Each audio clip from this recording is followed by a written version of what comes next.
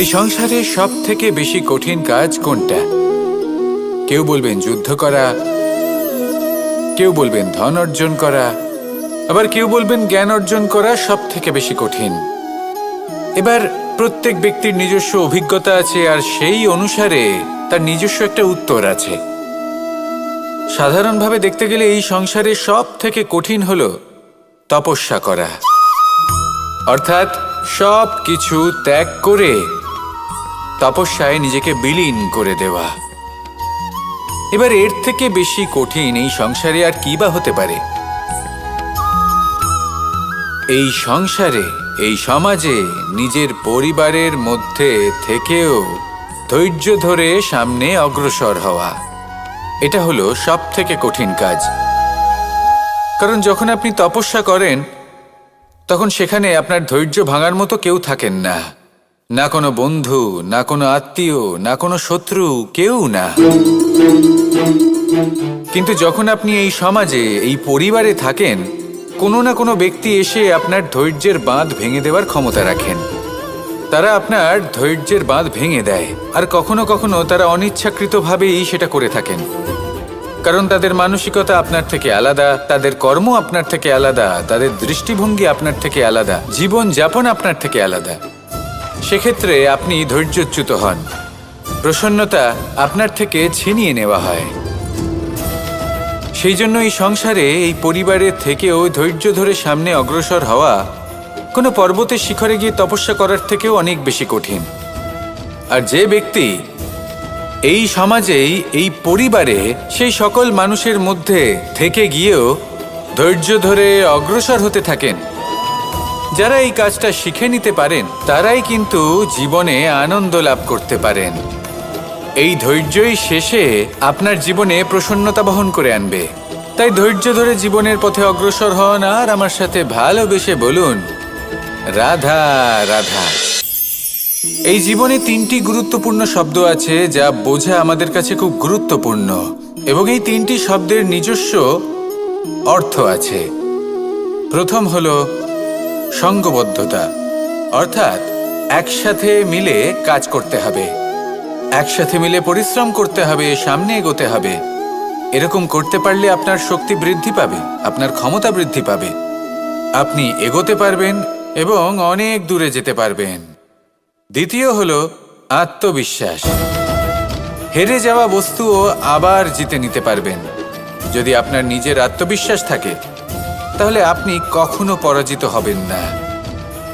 এবং তৃতীয় হলো অহংকার।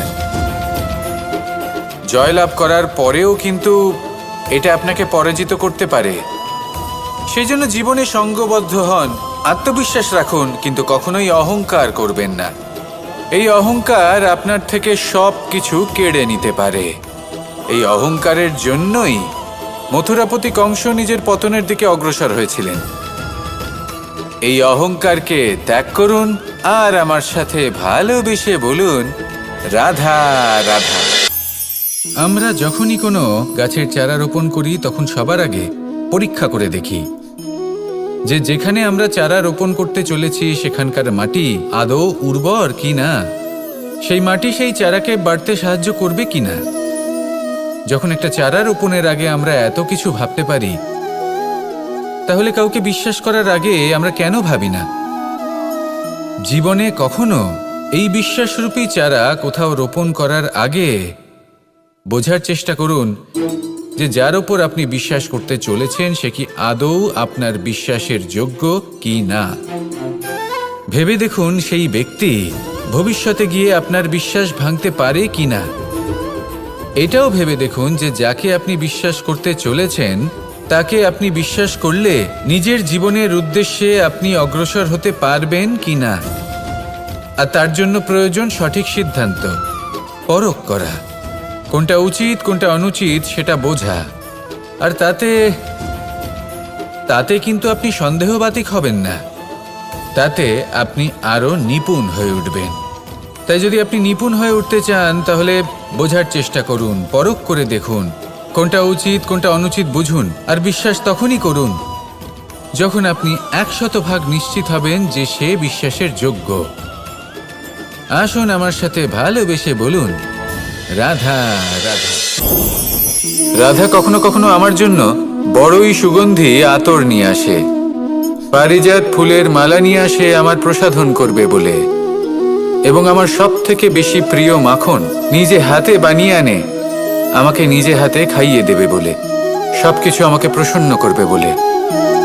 কিন্তু আপনি কখনো ভেবেছেন যে এই আতর কিভাবে বানানো হয়? সহস্র ফুলের পাপড়ি একসাথে পিষে নিতে হয়, তারপরে তার থেকে যে রস নিঃসৃত হয় সেই রস দ্বারাই আতর তৈরি হয়। অনেক সংখ্যক ফুলকে অসীম যন্ত্রণা ভোগ করতে হয়, তবে তারা আমার প্রসাধন সামগ্রী হয়ে উঠতে পারে। দুধ থেকে মাখন তৈরি করার জন্য কতটা পরিমাণ মন্থন সহ্য করতে হয় সেটা আপনি জানেন। ঠিক সেই রকমই হলো আমাদের জীবনও। বিপদও আসে, কঠিন পরিস্থিতিও আসে, এর সম্মুখীন হতে শিখুন। মনে রাখবেন, আপনি হলেন সেই দুধ যাকে মন্থন সহ্য করতে হবে মাখন হয়ে ওঠার জন্য। মনে রাখবেন, আপনি হলেন সেই ফুলের মতন যাদের পিষ্ট হতে হবে সুগন্ধি আতর হয়ে ওঠার জন্য, যাকে এই সংসার পছন্দ করে। কখনো কখনো জীবনে আপনার সাথে খারাপ শুধুমাত্র এই কারণে ঘটে যাতে আপনার শ্রেষ্ঠ রূপ এই সংসারের সামনে আসতে পারে। শুধুমাত্র কঠিন পরিস্থিতি এবং বিপদকে একটা সুযোগ হিসেবে দেখার চেষ্টা করুন। আপনার জন্য এই সংসার বদলে যাবে, সংসারকে দেখার দৃষ্টিভঙ্গি পাল্টে যাবে, আপনার ভাগ্য পাল্টে যাবে, আর এই মন প্রসন্ন হয়ে বলবে, রাধা রাধা। পাশা নামক এই খেলাটি আপনারা নিশ্চয়ই খেলেছেন, না খেলে থাকলে দেখেছেন, আর যদি দেখেও না থাকেন তাহলে নিশ্চিত রূপে শুনেছেন। মহাভারতের এই মহাযুদ্ধ কোথাও না কোথাও এই পাশা নামক খেলার কারণে হয়েছিল। পাশার এই বিচিত্র খেলা, দান, এইসবের কারণে কেউ নিজের মাথায় রাজ মুকুট পরিধান করেছিলেন, আবার সেখানে পরাজিত হওয়ার জন্য কাউকে বনবাসও ভোগ করতে হয়েছিল। কিন্তু এই খেলা সমাপ্ত হওয়ার পরে সমস্ত ঘুঁটি আর এই পাশার ছক একই পুটলিতে স্থান পেল। এটাই হলো আমাদের জীবন। এই সংসারে আমরা জয় পরাজয়ের বিষয়ে এতটাই ভাবি, এত চিন্তা করি যে এই জীবনের খেলার আনন্দটাই উপভোগ করতে পারি না। আর অবশেষে কি হয়? কেউ জয়ী হন, কেউ পরাজিত হন, কিন্তু দুজনেই একই স্থানে পৌঁছে যান। প্রত্যেক ব্যক্তি মৃত্যুর পরে একটি নির্দিষ্ট স্থানেই পৌঁছতে বাধ্য, কিন্তু ততক্ষণ এই জীবন, এই খেলা, তার আনন্দ উপভোগ করুন। এই সংসারে সেই ব্যক্তি শ্রেষ্ঠ স্থানে পৌঁছতে পেরেছেন যিনি এই সংসারকে প্রকাশ প্রদান করেছেন, যিনি কখনো জয় পরাজয় এ বিষয়ে ভাবেননি, শুধু এই জীবনের খেলার আনন্দ উপভোগ করেছেন। এটাই আপনিও করুন, আর আমার সাথে ভালোবেসে বলুন, রাধা রাধা। প্রত্যেক মানুষ নিজের জীবনে দুঃখ অনুভব করেন। প্রত্যেকের দুঃখ আলাদা হতে পারে। কারোর মনে এই দুঃখ থাকে যে সে তার বাবা মায়ের সব ইচ্ছে পূরণ করতে পারেননি। কেউ এটা ভেবে দুঃখ পান যে সে চিরকাল সদাচার করেছেন, সৎকর্ম করেছেন, কিন্তু তাও তাকে দুরাচারী বলে মনে করা হয়। কেউ এটা ভেবেও দুঃখ পান যে তার সামনে যে ব্যক্তি রয়েছেন তার চোখে তিনি শত্রু হয়ে উঠেছেন বা দুষ্ট হয়ে উঠেছেন, যেখানে তিনি হয়তো কোনো অনুচিত কাজই করেননি। এবার এই সমস্ত বিষয় নিয়ে ভেবে নিজের ব্যক্তিত্ব নিয়ে সন্দেহ প্রকাশ করবেন না। যদি নিজের ব্যক্তিত্ব নিয়ে কোনো সন্দেহ থেকে থাকে তাহলে কর্ম সংক্রান্ত প্রশ্ন করুন যে আপনি যা করেছেন তাতে কি উচিত ছিল, কি অনুচিত ছিল। যেটা প্রয়োজন সেটা এটা বোঝার যে আপনার অন্তর্মন, আপনার বিবেক আপনাকে কি বলছে, আর আপনার অন্তর্মন আর আপনার বিবেক আপনাকে যেটা করতে বলবে শুধু সেটাই করুন। আর তারপরে এই সংসার কি বলবে, কি ভাববে সেসব নিয়ে ভাবতে যাবেন না, কারণ এই সংসার তো ঈশ্বরকেও প্রশ্ন করে থাকে, ঈশ্বরকেও দোষী মনে করে। কখনো কখনো যখন কোনো ঘটনা মানুষের ইচ্ছা অনুযায়ী ঘটে না, তখন মানুষ এটা বলে যে হে ঈশ্বর, আপনি আমার পাশে থাকলেন না, আপনি বড়ই কঠোর, এটা আপনার দোষ। যেখানে বেশিরভাগ সময় হয়তো সে নিজেই নিজের কর্মফল ভোগ করছে। আর কখনো কখনো ঈশ্বর হয়তো তার জন্য আরো ভালো কোনো পরিকল্পনা করে রেখেছেন, কিন্তু মানুষ সেটা বুঝতে পারে না। তাই দিনের শেষে যেটা প্রয়োজন সেটা হলো নিজের মনের কথা বুঝতে হবে। আপনার বিবেক কি বলছে শুধু সেটাই করুন আর সামনে এগোতে থাকুন। আমার সাথে ভালোবেসে বলুন, রাধা রাধা। পরিবর্তন, এটা হলো সৃষ্টির অমূল্য নিয়ম। এই সংসারে সবকিছু সময়ান্তরে পরিবর্তিত হয়, এই সময়ও পরিবর্তিত হয়। পরিবর্তন চিরকাল হয়ে এসেছে আর চিরকাল হতে থাকবে, কিন্তু এবার আমরা সেই পরিবর্তন কিভাবে লাভ করব যেটা আমাদের প্রয়োজন, যেটা আমরা চাই। আমরা জীবনে বিকাশ চাই। এই বিকাশ কিভাবে লাভ করতে পারি? এই প্রকৃতি কিন্তু আমাদের অত্যন্ত উত্তম উদাহরণ দিয়ে বুঝিয়েছে। একটি বিন্দুর উদাহরণ দিয়েছে যা ভবিষ্যতে একটা বিশাল নদীর আকার ধারণ করে। এটা কিভাবে হয়? মেঘ থেকে একটি বিন্দু ঝরে পড়ে সেই পর্বতের ওপর যেখানে হিম আছে। সেই হিমের সংস্পর্শে আসা মাত্র সেই বিন্দুর সাথে আরও বেশ কিছু বিন্দু যুক্ত হয়। তারপর তারা অগ্রসর হয়, আরও কিছু বিন্দু যুক্ত হয়, আস্তে আস্তে একটা ক্ষীণ ধারার রূপ ধারণ করে এবং সেটাই ভবিষ্যতে আরও এগোতে থাকে। অনেকটা যাওয়ার পর যখন অনেক সংখ্যক বিন্দু একসাথে যুক্ত হয় তখন সেটা বিশাল নদীর আকার ধারণ করে। এবার আমরা মানুষ বলে আমাদের সাথে এই নিয়মের অন্যথা হয় তা নয়। আমরাও এই প্রকৃতির অংশ, আমাদের ক্ষেত্রেও একই নিয়ম প্রযোজ্য। যখন পরিশ্রম করে অনেক সংখ্যক বিন্দু আমরা একত্রিত করব তখনই পরিবর্তনের নদী প্রবাহিত হবে। প্রয়োজন হল নিরন্তর পরিশ্রম করা এবং ধৈর্য ধরা। এটা করতে থাকুন, জীবনে সব কিছু লাভ করতে পারবেন, কারণ প্রকৃতি আমাদের এটাই শিখিয়েছে। আর আমরা এই ব্রহ্মরই একটি অংশ, যার দ্বারা এই ব্রহ্মাণ্ড নির্মিত। আসুন আমার সাথে ভালোবেসে বলুন, রাধা রাধা। কখনো এই প্রকৃতির দিকে তাকিয়ে থাকবেন। এই প্রকৃতি অনেক ধরনের শিক্ষা দেয়। কোনো একটা গাছকে দেখুন কিভাবে সে মাটি থেকে জল শুষে নেয়। সে ঝড় হোক বা হোক কড়া রোদ সব সহ্য করে এবং অবশেষে সে ফল ধারণ করে। আর সেই ফল উৎপন্ন করার পরে সে ফল কিন্তু সে নিজে গ্রহণ করে না, এই সংসারকে প্রদান করে, যাতে পশু পাখি মানুষ তারা এই ফল গ্রহণ করে শক্তিশালী হয়ে উঠতে পারে, সুস্থ থাকতে পারে। সেভাবেই নদী, সরোবর এরা নিজেরাও কিন্তু নিজেদের জল গ্রহণ করে না, মাটিকে প্রদান করে, পশু পাখিকে প্রদান করে। সূর্য নিজেও নিজের জন্য প্রজ্বলিত হয় না, সে প্রকাশ ছড়িয়ে দিতে চায় আমাদের সবার কাছে, সে আলো পৌঁছে দিতে চায়। এই প্রত্যেকের কর্মে পরমার্থ নিহিত আছে, আর সেই জন্যই এদের সকলকে পুজো করা হয়। তাই মনে রাখবেন, আপনার কাছে জীবন যাপনের অতিরিক্ত যা কিছুই আছে তা পরমার্থের জন্য।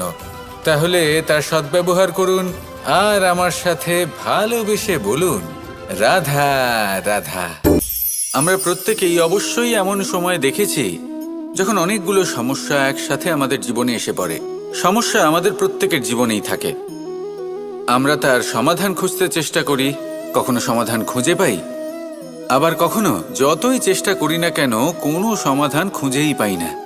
আর যখন এটা হয় তখন মানুষ অত্যন্ত বিচলিত হয়ে পড়েন। নিজের আত্মীয় স্বজন, নিজের বন্ধু বা সংসার এদের ওপরে এই দোষ চাপিয়ে দেন যে এদের জন্যই এই সমস্যা এসেছে। এবার যদি আমি আপনাকে কোনো পরামর্শ দিই তাহলে এটাই বলবো যে দৃষ্টিভঙ্গি পাল্টে দেখুন। এই দৃষ্টিভঙ্গি দিয়ে দেখুন যে এই সংসারে যে সমস্যায় আসুক না কেন তার জন্য কেউ দোষী নয়, না আপনি না অন্য কেউ। এই পুরো খেলাটাই আপনার মানসিকতা, আপনার দৃষ্টিভঙ্গির, আপনার মনের। কিভাবে বোঝাচ্ছি? যখন আমাদের মন শক্ত থাকে তখন কঠিন থেকে কঠিনতর পরিস্থিতিও আমাদের জীবনে খুব বেশি হলে প্রতিস্পর্ধা হয়ে থেকে যায়। সেখানে যদি আমাদের মন দুর্বল থাকে, তখন অল্প কঠিন পরিস্থিতিও আমাদের কাছে খুব বড় সমস্যা হয়ে যায়, তাই না? একটা শক্ত মন কঠিন পরিস্থিতিকে প্রতিস্পর্ধা হিসেবে দেখে আর তার মধ্যে ওটা সুযোগ খুঁজে নেয়। আমাদের শুধু এটাই করতে হবে। এই সংসারে অন্য কাউকে দোষী মনে করলে আপনার সমস্যা দূর হয়ে যাবে না। সেই জন্য এই সংসারকে দোষ দেওয়ার বদলে এই সমস্যার মূলে চলে যান, সেটাকে বুঝুন, নিজের এই মনকে শক্ত করে তুলুন। যদি আপনার মন শক্তিশালী হয়, তাহলে এই সংসারে অনেক বড় বড় কঠিন থেকে কঠিনতর পরিস্থিতিও যদি আসে, আপনার জীবনে যতই বড় বড় সমস্যা আসুক না কেন, আপনার লক্ষ্য লাভে বাধা দিতে পারবে না। আসুন আমার সাথে ভালোবেসে বলুন, রাধা রাধা। আমরা সবাই পাথর দেখেছি, পর্বতও দেখেছি, শুকনো পাতাও দেখেছি, শ্যামল বনানীও দেখেছি। কখনো ভেবেছেন পাথরের অস্তিত্ব কিন্তু ততক্ষণ পর্যন্ত যতক্ষণ সে পর্বতের গায়ে আটকে থাকে। যখন সেই পর্বত থেকে সেই পাথর ভিন্ন হয়ে যায় ও নিজের অস্তিত্ব হারিয়ে ফেলে। আস্তে আস্তে কখনো পাথর কেটে বা কখনো পিষ্ট হয়ে সেই পাথর আস্তে আস্তে মাটিতে পরিণত হয় এবং পূর্ণরূপে নিজের অস্তিত্ব হারিয়ে ফেলে। এটাই পাতার সাথেও হয়। এই পাতা যতক্ষণ গাছের ডালের সাথে যুক্ত ততক্ষণ তার অস্তিত্ব থাকে। যখনই ডাল থেকে বিচ্ছিন্ন হয়, সেও নিজের অস্তিত্ব হারিয়ে ফেলে। আর এটাই আমাদের সাথেও হয়। যতক্ষণ আমরা নিজেদের আপনজনের সাথে যুক্ত থাকি, আমাদের অস্তিত্ব বজায় থাকে। যখন আপনজনদের সাথে সম্পর্ক ছিন্ন করি, তখন আমরাও আমাদের অস্তিত্ব হারিয়ে ফেলি। এবার এই সংসারের প্রত্যেক ব্যক্তি স্বতন্ত্র থাকতে চান, আর অনেক ব্যক্তি স্বতন্ত্র থাকবেন বলে আপনজনদের দূরে করে দেন আর তাদের সাথে এই সম্পর্ক ছিন্ন করেন। এটা কি সত্যি প্রয়োজন? আপনজনদের সাথে সম্পর্ক ছিন্ন করে নিজের অস্তিত্ব হারিয়ে ফেলা প্রয়োজনীয়, নাকি আপনজনদের সাথে সম্পর্ক বজায় রেখে নিজেদের স্বতন্ত্র করে রাখা সেটা আবশ্যক? নির্বাচন আপনারই। আসুন আমার সাথে ভালোবেসে বলুন, রাধা রাধা। আপনি কি কখনো নৌকা যাত্রা করেছেন?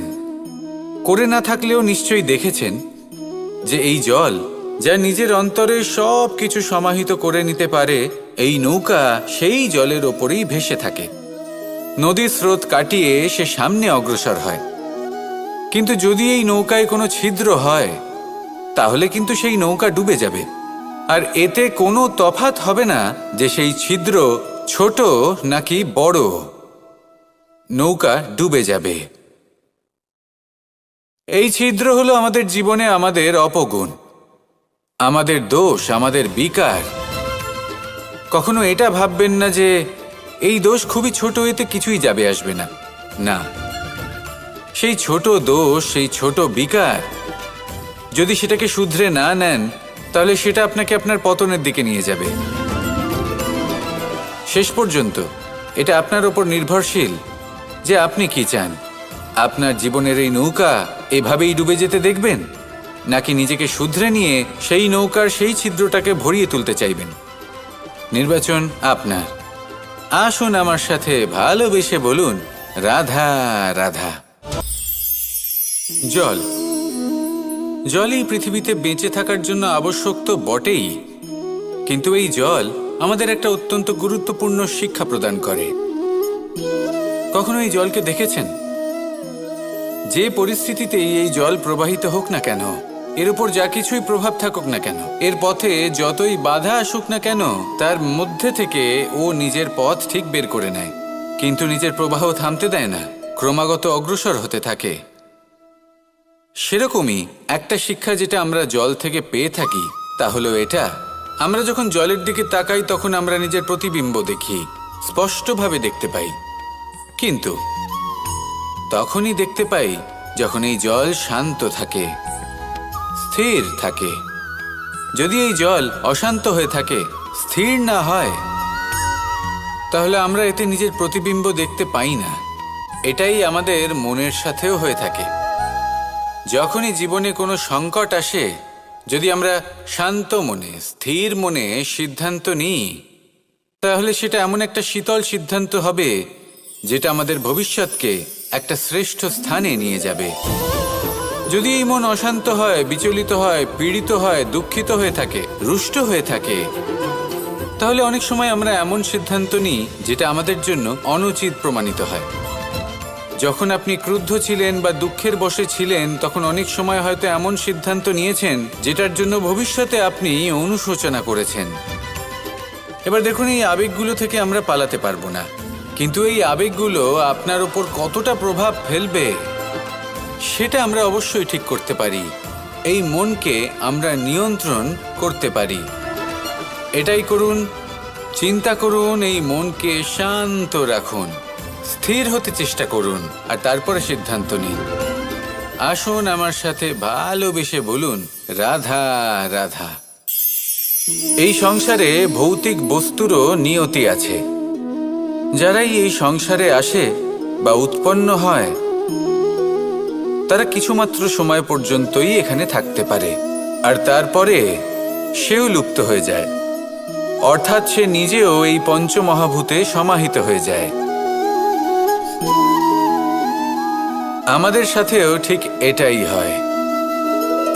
সেই জন্যই ঈশ্বর দ্বারা প্রদত্ত এই উপহারের বিষয়ে ভাবুন, এই জীবনের বিষয়ে ভাবুন। ঠিক যেমন বিশ্বাস ভঙ্গ হলে কোনো ব্যক্তি আমাদের কাছে অপরিচিত হয়ে যান, ঠিক সেরকমই শেষ নিঃশ্বাস ত্যাগের পর এই শরীরও আমাদের কাছে পরই হয়ে যায়। তাই এই শরীর থাকাকালীন শ্রেষ্ঠভাবে একে সদ্ব্যবহার করুন, এই জীবনে শ্রেষ্ঠ কর্ম করুন। আর এই জীবনকে শ্রেষ্ঠভাবে যাপন করার জন্য কিছু কথা বোঝা প্রয়োজনীয়। যদি আপনি কারোর প্রশংসা করেন, তাহলে পূর্ণ হৃদয় দিয়ে করুন। যদি আপনি হস্তক্ষেপ করে থাকেন, তাহলে মস্তিষ্ক দ্বারা করুন। যদি আপনি সমীক্ষা করেন, তাহলে বিবেক দ্বারা করুন। যদি আপনি ধন অর্জন করতে চান, তাহলে নীতি অনুসারে চলুন। যদি জীবনযাপন করতে চান, তাহলে রীতি মেনে করুন। আর যদি ঈশ্বরের ভজন করতে চান, তাহলে ভক্তিভাব নিয়ে করুন। শুধু এই কথা মনে রাখবেন যে আপনার এই জীবন কিন্তু অনিশ্চিত কাল পর্যন্তই আছে। কতক্ষণ আছে সেটা কেউ জানে না। তাই কিছু মুহূর্ত যেটা যাপন করতে আমরা এখানে এসেছি, সেখানে ক্রোধ, অহংকার, ঈর্ষা, এইসব আবেগের কি গুরুত্ব বলুন তো? এগুলো ত্যাগ করুন। মানুষকে ক্ষমা করতে শিখুন, আস্তে আস্তে বিশ্বাস করতে শিখুন। এই সংসারে নিঃস্বার্থভাবে প্রেম করতে শিখুন, আর সবার মধ্যে আনন্দ বিতরণ করুন। তাই এই সব গুণ যদি আপনি আত্মসাৎ করতে পারেন, তাহলে আপনার জীবনে শুধু আনন্দ এবং আনন্দই বিরাজমান হবে। আসুন আমার সাথে ভালোবেসে বলুন, রাধা রাধা, রাধা রাধা, রাধা রাধা। ধর্মরথের 4টি অশ্ব চালানোর জন্য যিনি সারথি হবেন, তার যে 4টি গুণ থাকা প্রয়োজন, সেই সমস্ত গুণ অর্জুনের মধ্যে উপস্থিত রয়েছে। কর্মের শক্তি রয়েছে, ধর্মের প্রতি আসক্তি রয়েছে, জ্ঞানের অভিব্যক্তি রয়েছে এবং সমর্পণের ভক্তি রয়েছে। নিশ্চিত রূপে ধর্মরথে সারথি হবার জন্য অর্জুনই সব থেকে যোগ্য। আর ও শুধুমাত্র দ্রৌপদীর স্বামীই হবে না, ইতিহাসে কুরুবংশের রাজকুমার বা ইন্দ্রপুত্রের নামেই শুধু পরিচিত হবে না, বরং অর্জুনই স্বয়ং ইতিহাস রচনা করবে। অর্জুনই হবে কৃষ্ণ সারথি, যত্র যোগেশ্বর কৃষ্ণ তত্র পার্থ ধনুর্ধর। তাহলে আসুন আর আমার সাথে ভালোবেসে বলুন, রাধা রাধা।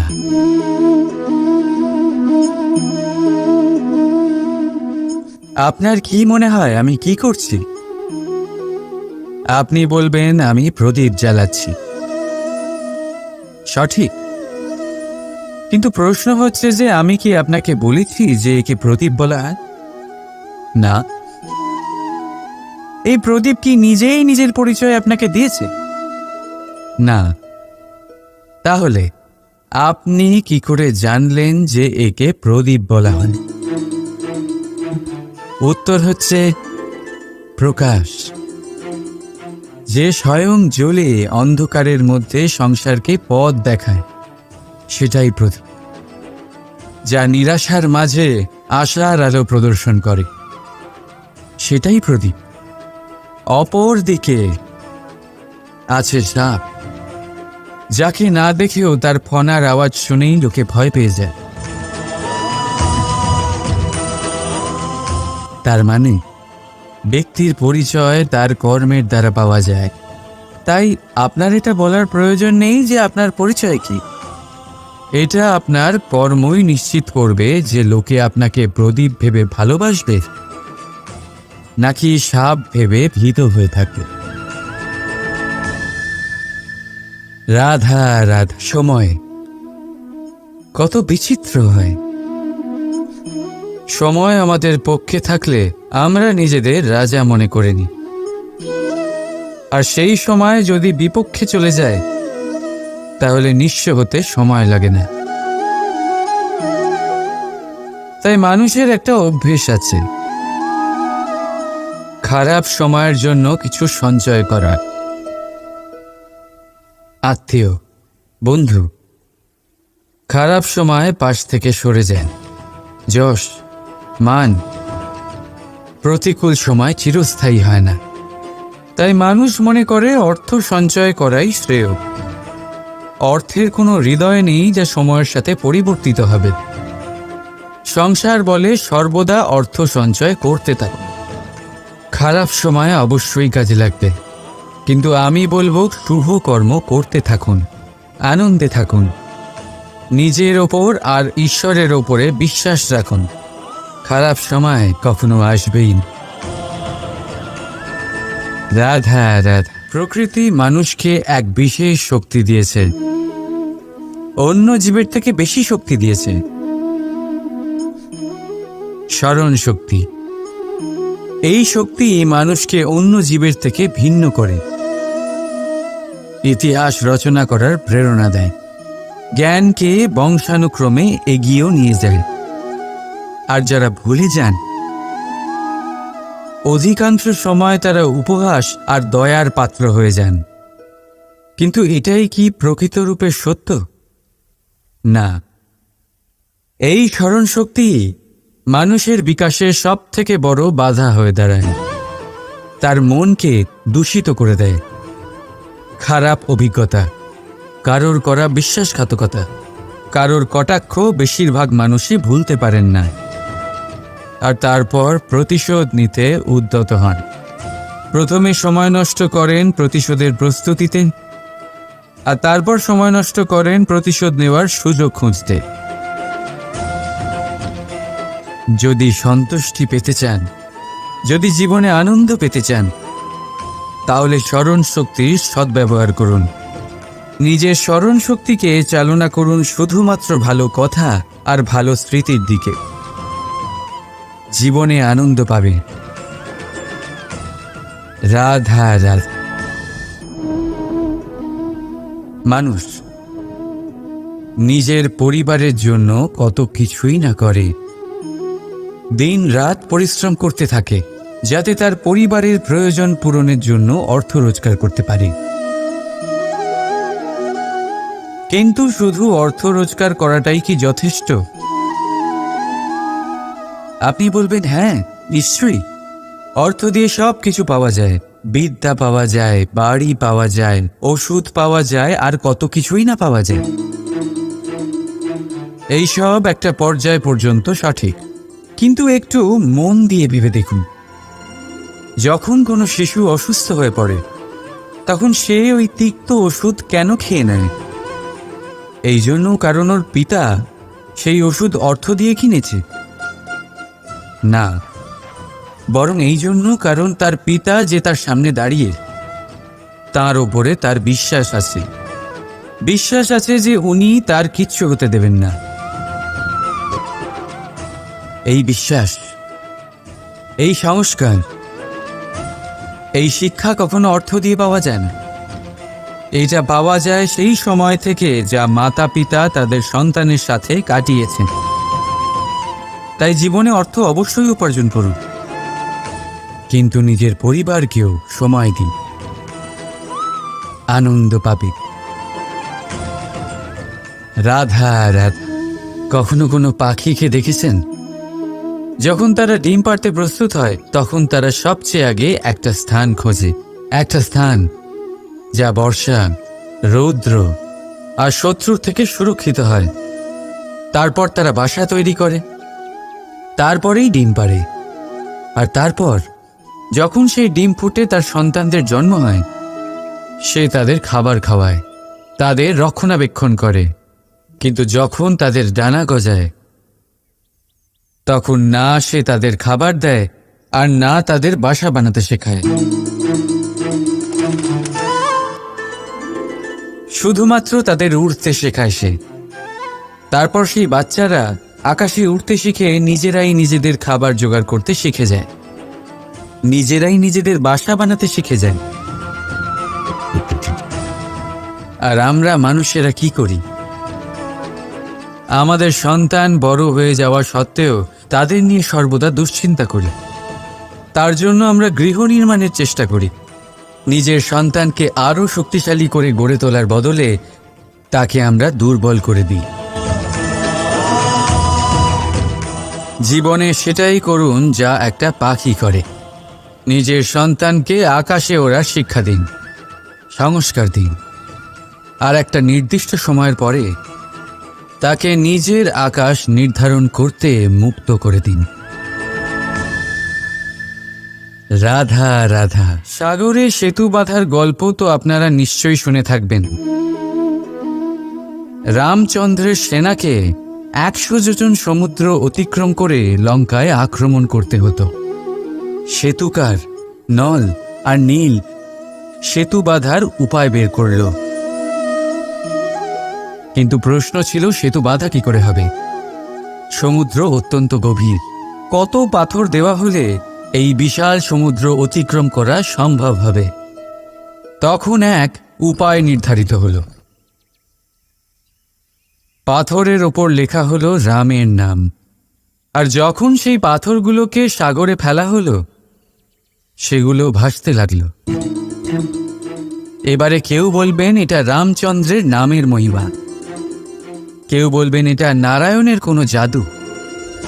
কিন্তু না, এটা রামচন্দ্রের সেই গুণ, ওনার ব্যক্তিত্বের সেই মহান দিক যা ওনার প্রতিনিধিত্ব করেছে।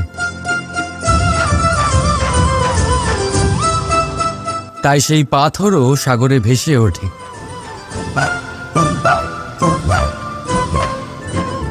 ঠিক সেইভাবেই যেখানে আমরা থাকি না, সেখানে আমাদের গুণ আমাদের প্রতিনিধিত্ব করে। আমাদের নামের শক্তি আমরা নিজেরাই তৈরি করি, আমাদের কর্ম দিই, আমাদের গুণ দিই। এবার সিদ্ধান্ত আপনার যে আপনার নামের সাহায্যে কেউ বিপদ থেকে উদ্ধার হবে, নাকি আপনার দুষ্কর্মের ফলে কেউ ডুবে যাবে। ভালো করে ভেবে দেখুন। রাধা রাধা। আমাদের জীবনে গুরুজনেরা, জ্ঞানী মানুষজন সবসময় একটা কথা বলেন, ধৈর্য ধরো। শুধুমাত্র দুটো শব্দ, কিন্তু কতটা বিশাল সেটা বোঝার চেষ্টা করুন। ছোট একটা অস্ত্র হাতে নিন এবং একটা বিশাল পর্বতে নিরন্তর প্রহার করতে থাকুন। ধৈর্য ধরে সেই কাজ করতে থাকুন। এমন একদিন আসবে, এই বিশাল পর্বতে আপনি একটা পথ তৈরি করবেন। কোনো ধনুর্ধর যখন নিজের বিদ্যা অর্জন করেন, তখন তাকেও ধৈর্য ধরতে হয়, তার নিজেকে সময় দিতে হয়, তবেই সে ধনুর্বিদ্যা শিখতে পারে। সেইভাবে আমাদের জীবনেও ধৈর্য ধরার খুব প্রয়োজন। পরিবারে ধৈর্য রাখতে পারলে তাহলে আস্তে আস্তে দেখবেন প্রেম বৃদ্ধি পাচ্ছে। সমাজে যদি ধৈর্য রাখতে পারেন, তাহলে আস্তে আস্তে এই সমাজ আপনাকে সম্মান করবে। যদি নিজের জীবনে ধৈর্য রাখতে পারেন তাহলে নিজে থেকেই আত্মবিশ্বাস বাড়বে, নিজের বিকাশ হবে। জীবনে সবই সম্ভব যদি ধৈর্য রাখতে পারেন। হয়তো আস্তে আস্তে হবে, কিন্তু হবে অবশ্যই। শুধু ধৈর্য রাখুন, কারণ ধৈর্যই সব থেকে বড় পুঁজি। আসুন আর আমার সাথে ভালোবেসে বলুন, রাধা রাধা। আমাদের জীবনে যখনই আমরা কোনো বড় দায়িত্বের সম্মুখীন হই, তখন আমরা তার থেকে দূরে পালাই আর এই অজুহাত দিই যে না না, এত বেশি ভার বহন করার যোগ্যতা আমার নেই, আমি করতেই পারবো না। দেখুন, এই সংসারে ভিন্ন ভিন্ন ধরনের গাছ আছে, ছোট গাছ, বড় গাছ, কিন্তু বটগাছের মতো বড় এবং নিবিড় গাছ আর একটাও নেই। সে নিঃস্বার্থভাবে এই সংসারকে সেবা করে যায়, ছায়া প্রদান করে, শীতলতা প্রদান করে। আর যখন এমন সময় আসে যখন তার ওপর বোঝা অত্যন্ত বেড়ে যায়, সে কিন্তু কোনোভাবেই ভেঙে পড়ে না। তখন সে নিজের নিঃস্বার্থ কর্মের ফল লাভ করে, সেই নিঃস্বার্থ কর্ম যা সে করেছে। তার দেহ থেকে ছোট ছোট ঝুড়ি বার হয় এবং তা কাণ্ডের আকার ধারণ করে। সেই কাণ্ড মাটির কাছে পৌঁছয় এবং তারপর তা বটগাছের সহায়ক হয়ে ওঠে। সে ভেঙে পড়ে যায় না। এইভাবে আপনিও জীবনে নিঃস্বার্থভাবে সবার সেবা করুন, ভালোবাসুন, সবাইকে সাহায্য করুন। যেদিন আপনার ওপর বোঝা অত্যন্ত বেড়ে যাবে, সেদিন এই সব মানুষ আপনাকে সাহায্য করার জন্য আসবেন, আপনার শক্তি হয়ে উঠবেন। আর আপনি বটগাছের মতোই মহান এবং বিশাল হয়ে উঠবেন। আসুন আর আমার সাথে ভালোবেসে বলুন, রাধা রাধা। একটা শব্দ আছে, পরিস্থিতি। অনেক মানুষের মুখে আমরা এই শব্দ শুনি। জীবনে যখন অসফল হই, দুঃখ আসে, সংকট আসে, কোনো বিপদ ঘনিয়ে আসে, তখন সমস্ত দোষ আমরা পরিস্থিতির ওপর চাপিয়ে দিই। আর দেখতে গেলে কোথাও না কোথাও ঠিকই করি। এই পরিস্থিতি প্রত্যেক দিনের মতো পাল্টাতে থাকে, কিন্তু এই দিন, এই রাত, এমন কেউ আছেন যিনি এর ওপরেও নিয়ন্ত্রণ সাধন করেন, আর তিনি হলেন সূর্য। ঠিক সেই রকমই আমাদের জীবনেও সূর্য হলো এই মন। যদি এই মনের উপর আমরা নিয়ন্ত্রণ করতে পারি, তাহলে আমরা জীবনকেও নিয়ন্ত্রণ করতে পারবো। প্রথমে এই মনের রাজা হয়ে উঠতে হবে। তাই মনে রাখবেন, যদি মন দুর্বল হয়, তাহলে পরিস্থিতি আমাদের সমস্যা বলে মনে হবে। এই মন যদি স্থির হয়, পরিস্থিতি প্রতিস্পর্ধা বলে মনে হবে। আর এই মন যদি শক্তিশালী হয়ে ওঠে, তাহলে যে কোনো পরিস্থিতি আপনার কাছে একটা সুযোগ মাত্র, এমন এক সুযোগ যাতে অগ্রসর হয়ে আপনি মহান হয়ে উঠতে পারেন। এই মনের শক্তির বৃদ্ধি ঘটান, মহান হয়ে উঠুন, আর আমার সাথে ভালোবেসে বলুন, রাধা রাধা। খুব সুন্দর একটা কাহিনী আছে। একবার এক ব্যক্তি নিজের অসফলতার জন্য ত্রস্ত হয়ে সময় দেবতার তপস্যা করতে বসলেন। উনি তপস্যা করলেন এবং সময় দেবতা প্রসন্ন হলেন, মানুষের রূপ ধারণ করে ওনার সামনে প্রকট হলেন।